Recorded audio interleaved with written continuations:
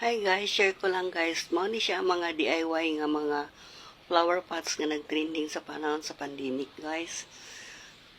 Nice kay guys, naghimo ko ani guys with different colors para ma-attract ako ang mga buyers tanawa. Hangtod karon guys, buhi pa ni siya guys. Wala gid siya nalata guys, wala siya nabungkag. Wala magamit pa gid siya guys. Ako ra gani siya ibutang sa amo ang yard. Mulanan siya mainitan.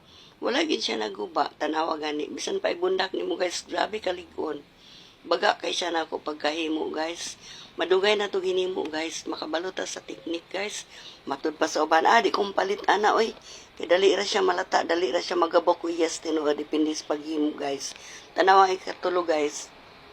Mapilo ra ang daplin guys, kay katulo ra man ako siya gikot sa semento. Dapat dayani guys, ibulad nimo siya dayon pag mauga anak pug kag cement, balik-balik lang guys. So maora na siya guys. Bye.